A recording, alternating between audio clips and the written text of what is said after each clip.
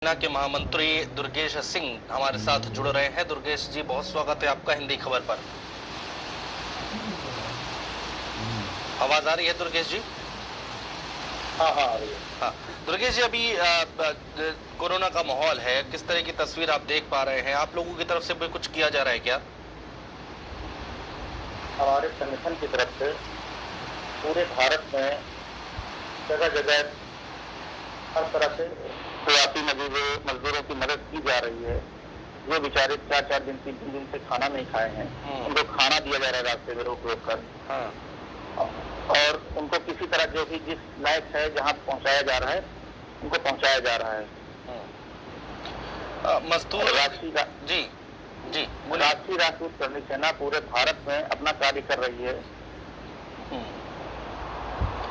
मजदूरों का तो देखिए, हम देख ही रहे हैं कि किस तरह से बुरा हाल हो रखा है।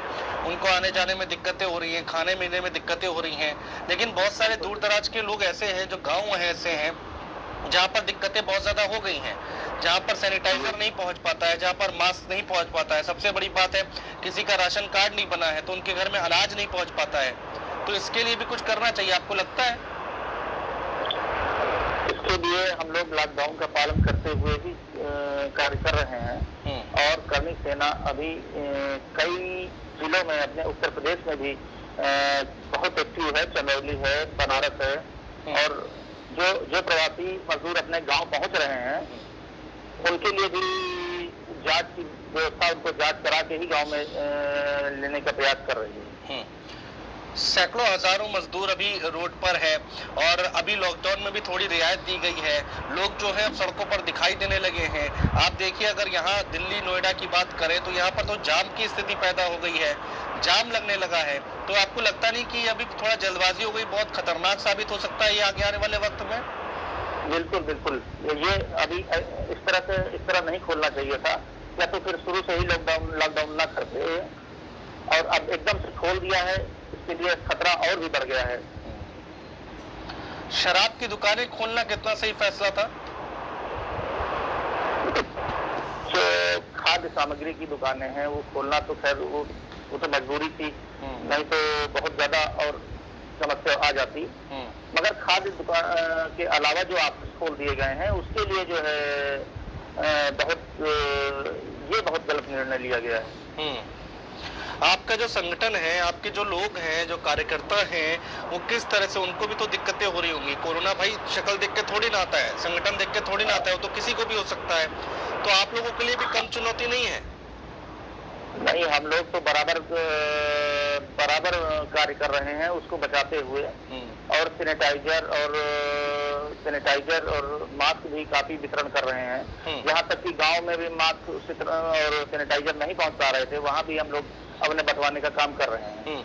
जागरूक भी किया जा रहा है क्या आपकी तरफ से? साफ सफाई का ध्यान रखा जा रहा है क्या? क्योंकि बहुत सारी ऐसी जगह है जहाँ पर साफ सफाई होना बहुत जरूरी है। पूरी कोशिश की जा रही है, जितना हो सक रहा है करनी सेना अपने स्तर से अपना कार्य कर रही है, जितना कर पा रही है। और सरकार की जो शराब की दुकानें जो खोल दी गई हैं, इससे भी बहुत ज्यादा नुकसान और खतरा बढ़ गया है। यूपी गवर्नमेंट अभी ठीक काम कर रही है? नहीं, पूरी तरह से तो नहीं कह सकते ठीक काम कर रही है। जैसे गलत क्या कर रही है? प्रवासी मजदूरों के लिए कोई भी जो है उन्होंने कोई ऐसा काम नहीं किया है जो भटक रहे हैं। इतनी गर्मी में, चिलचिलाती गर्मी में छोटे छोटे बच्चे जो सहारा बिल्कुल रोड पे तड़प रहे हैं इसी गर्मी में। न खाना मिल रहा, 2 दिन से खाना नहीं खाए हैं वो लोग। कोई व्यवस्था नहीं की गई उनके लिए। ये आपको लगता है क्या कि जब लॉकडाउन हुआ तो स्थिति दूर की सोच जो होती है ना, वो वहां पर कमी दिखाई दी, स्ट्रेटेजी में कमी दिखाई दी, रणनीति नहीं बन पाई उतनी अच्छे से? जो मजदूर है वो भूखा प्यासा रोड पे नहीं उतरेगा तो क्या करेगा? उनके लिए पहले से ही सोच के रखना चाहिए था।